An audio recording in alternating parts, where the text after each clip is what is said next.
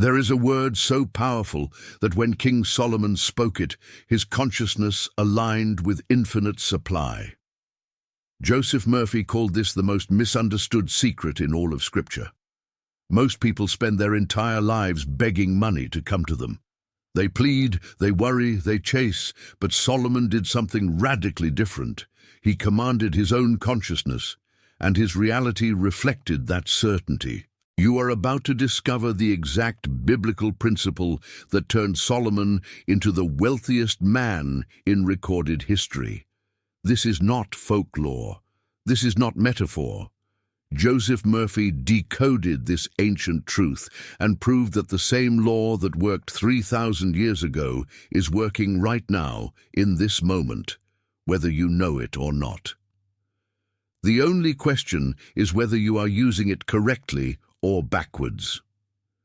Most of what you have been taught about money is a lie. You were told to work harder, save more, sacrifice longer, but Solomon worked from rest. He spoke from certainty, and the universe rearranged itself to match his inner conviction. Joseph Murphy spent 50 years teaching this principle, and those who applied it watched their financial reality shift rapidly, not through struggle, through alignment. The word Solomon embodied was Shalom, but this was not a magic spell. It was a statement of his inner reality. Most people translate Shalom as peace, but in Hebrew, Shalom means far more than the absence of conflict. It means wholeness, completeness, prosperity, divine alignment. It is the verbal embodiment of a consciousness that lacks nothing. When Solomon spoke Shalom over his kingdom, over his treasury, over his life, he was not wishing for peace. He was declaring the presence of divine order that already existed within his consciousness. And the universe responded by reflecting that inner state outwardly. Now you know the word. But knowing the word is not enough. You must understand why most people have failed to use it correctly and how Joseph Murphy taught us to activate its true power. Joseph Murphy taught that the reason most people never experience financial freedom is not because they lack talent, education, or opportunity. It is because they are speaking the wrong language to the universe. They are using the grammar of lack when they should be using the syntax of supply. Every time you say, "I need money," "I wish I had more," or "I hope this works," you are programming your subconscious mind to perpetuate the very condition you are trying to escape. William James, the father of American psychology, confirmed this when he wrote that the greatest discovery of his generation was that human beings can alter their lives by altering their attitudes of mind. But here is the trap. You cannot alter your attitude through willpower alone. You cannot think your way into abundance while feeling poor. The subconscious mind does not respond to empty words. It responds to feeling. It responds to the vibrational state you embody when you speak. This is why most affirmations fail. People repeat, "I am wealthy" 1,000 times while their stomach churns with anxiety. They declare abundance while checking their bank account in fear. Joseph Murphy called this the law of reversed effort. The harder you try to force a feeling you do not genuinely possess, the more resistance you create. The subconscious mind knows when you are lying, and it will sabotage every conscious effort that contradicts your dominant inner state. King Solomon understood this. He did not beg for wealth. He did not hope for prosperity. He declared it from a place of inner knowing. And this is the critical distinction. Solomon did not see money as separate from himself. He did not view gold as something outside that needed to be attracted. He understood what Joseph Murphy would later teach in The Power of Your Subconscious Mind, that wealth is not a thing to be obtained, but a state to be embodied.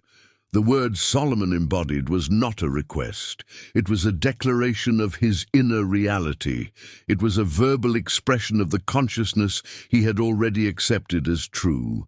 And because his subconscious mind was saturated with the feeling of wholeness, the outer world had no choice but to conform. Joseph Murphy proved this principle with thousands of students. Lawyers who could not find clients suddenly had waiting lists. Entrepreneurs on the edge of bankruptcy received unexpected contracts. None of them worked harder. They simply stopped resisting their own good.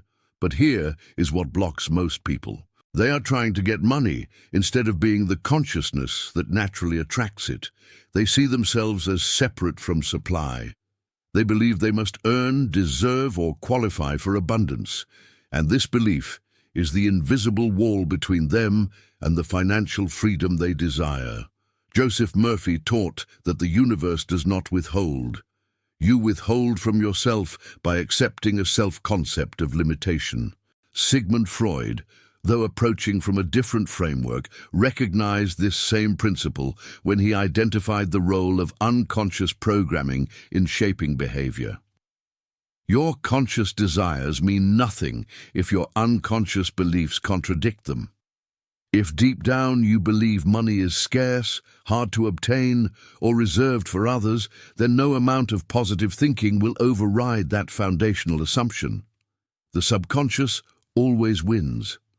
This is why Shalom is so powerful when used correctly. It bypasses the conscious mind entirely. It speaks directly to the subconscious through the language of feeling, conviction, and divine authority. When you understand how to embody this consciousness correctly, you stop negotiating with money. You stop hoping for it. You command your inner state, and your outer world aligns. Joseph Murphy taught that words are not just sounds. They are vibrational commands that your subconscious mind interprets as instructions. When you speak from a place of inner conviction, your words carry creative power. But when you speak from doubt, fear, or desperation, your words cancel themselves out. This is why most prayers fail. People are praying from lack, not from faith. They are asking God to give them what they secretly believe they do not deserve. Solomon understood that Shalom was not something to be obtained. It was something to be recognized. He did not say, "I want Shalom." He said Shalom. Period. It was a statement of present reality, and because his inner state matched the frequency of that word, his outer world reflected it back to him as gold, land, wisdom, and influence. Joseph Murphy called this the Law of Mental Equivalence.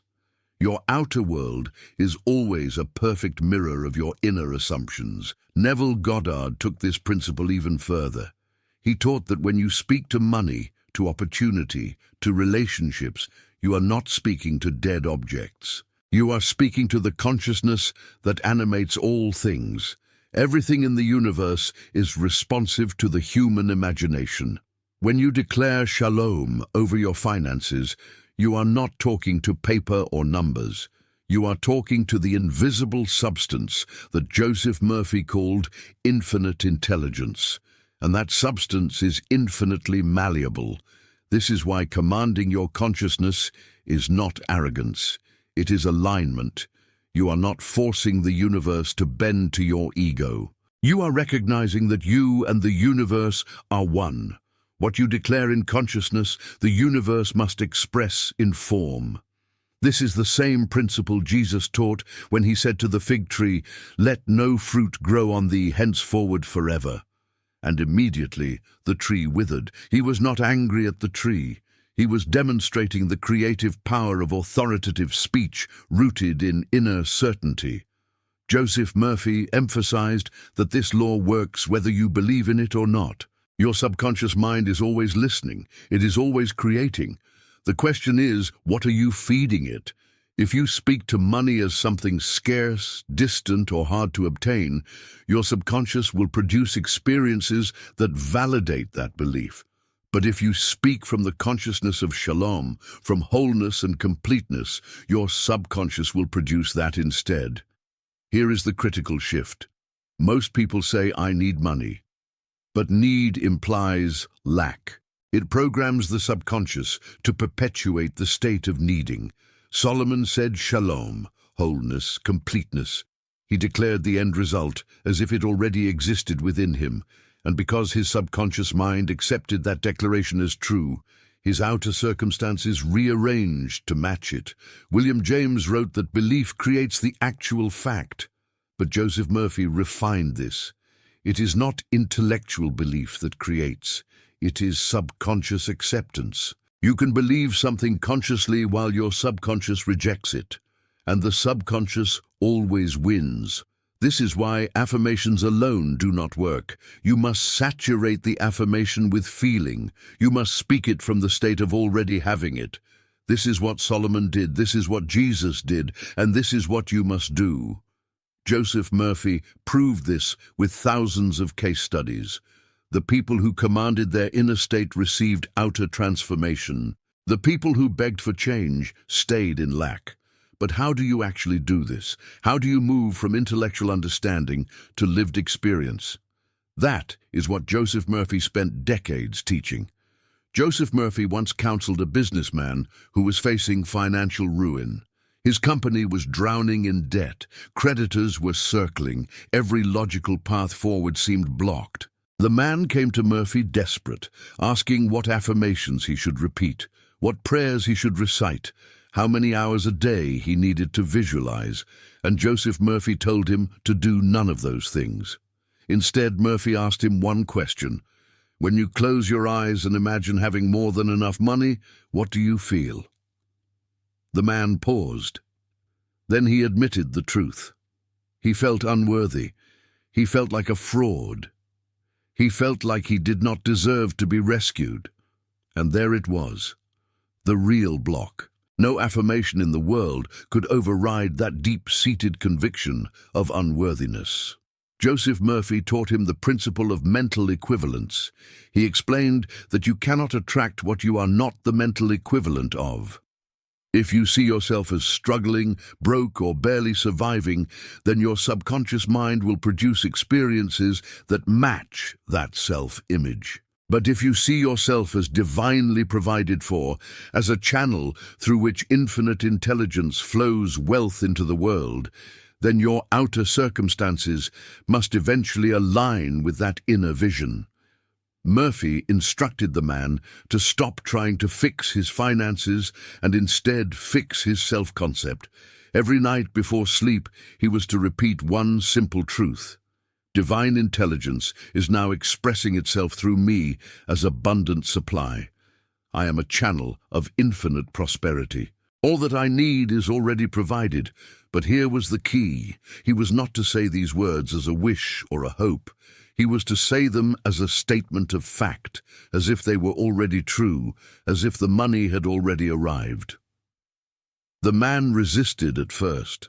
How could he declare abundance when his bank account said otherwise?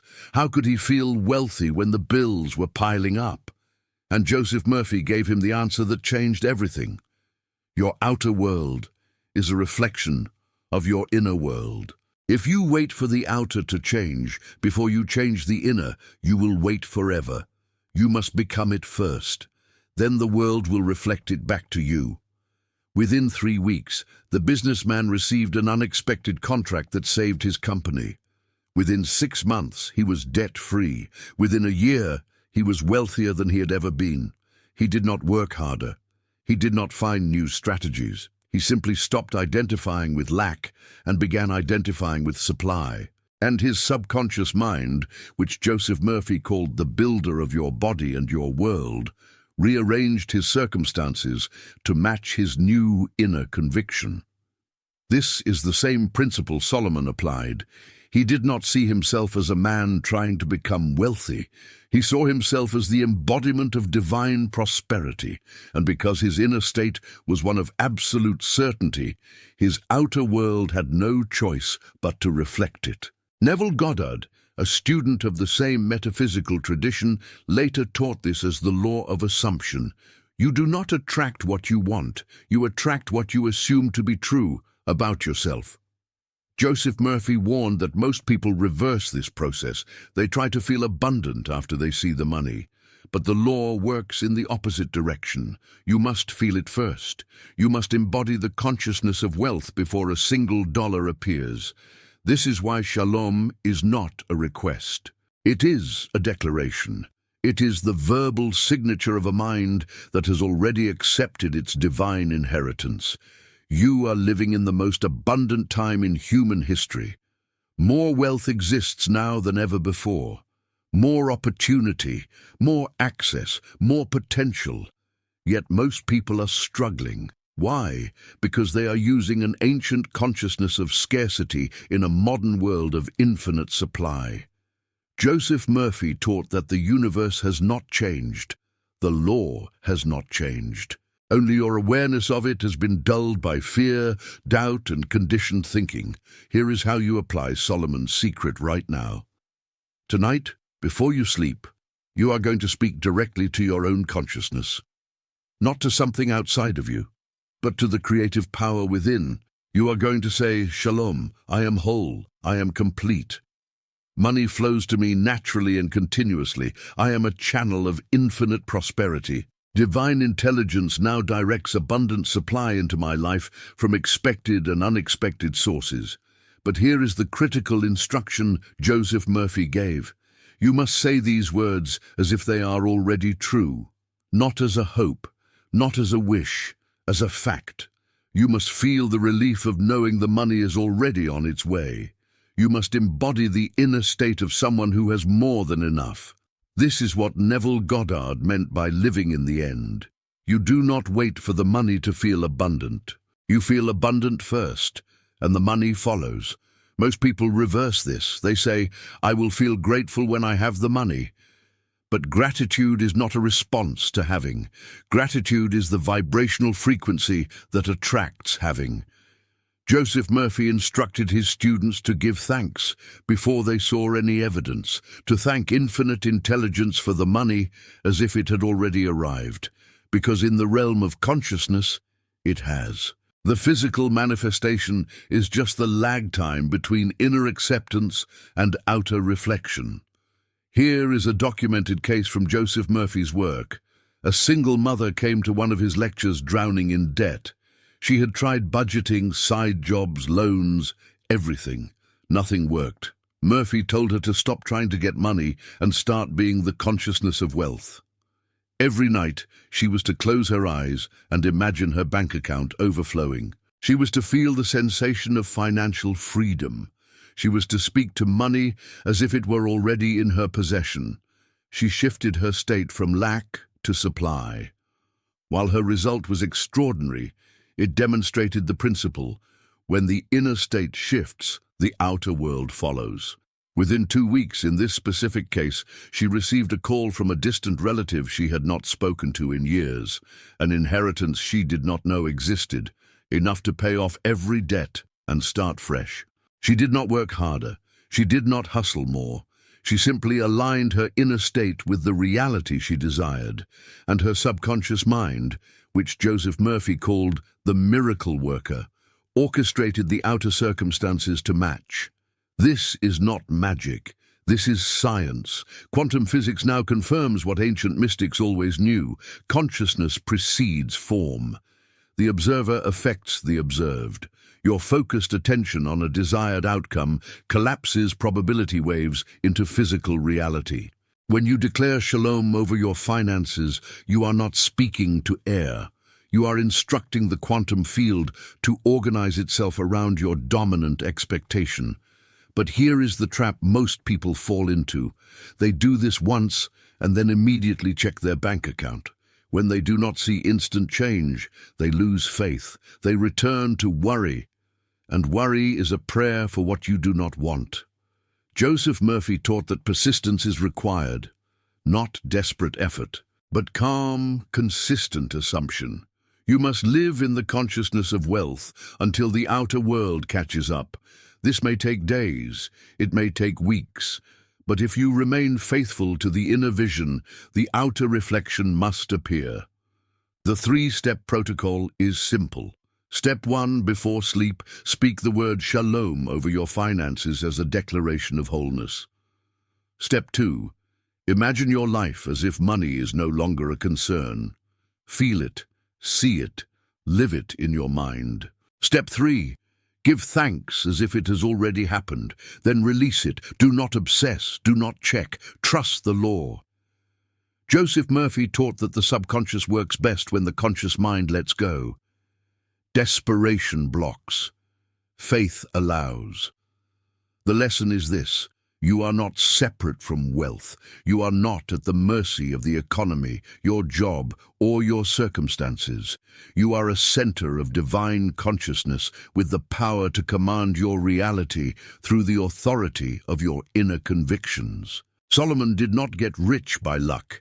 He got rich by law. The same law that worked for him is working for you right now. The only question is whether you are using it consciously or unconsciously. Joseph Murphy spent his entire life teaching one simple truth.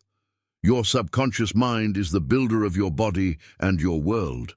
Whatever you impress upon it, it will express in your experience. If you impress lack, you will experience lack.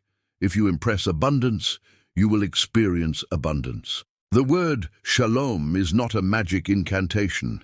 It is a vibrational alignment with the truth of infinite supply. When you speak it from conviction, you activate the creative power within you. Here is the metaphysical resolution. Money is not the goal. Consciousness is. When you attain the consciousness of wealth, money is simply the natural byproduct. You stop chasing it. You start attracting it. You stop begging for it. You start commanding your inner state. And the universe, which is nothing more than consciousness in motion, responds to your dominant assumption. This is not theory. This is tested truth. Joseph Murphy documented thousands of cases. Every single one confirmed the same law. So here is your call. Stop waiting for permission. Stop waiting for the right time. Stop waiting for more knowledge. You now know Solomon's secret. You now know the word.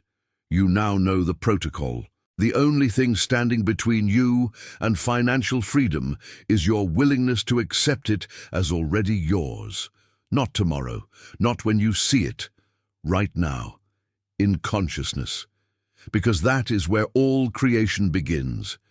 If you are ready to join a community of people who are applying these metaphysical laws daily, who are manifesting wealth, health, and purpose through the teachings of Joseph Murphy, then subscribe to this channel. This is not entertainment. This is transformation. Every video is designed to reprogram your subconscious mind with the truth of your divine inheritance. Click subscribe. Turn on notifications, and commit to becoming the living proof of what Joseph Murphy taught. And remember the words Joseph Murphy spoke to thousands. You are the king, the ruler of your world, for you are one with the infinite intelligence that created the universe. Claim your dominion, speak your word, and watch as the world rearranges itself to honor the truth you have accepted within. Shalom. You are whole. You are complete. You are abundantly provided for, now and forever.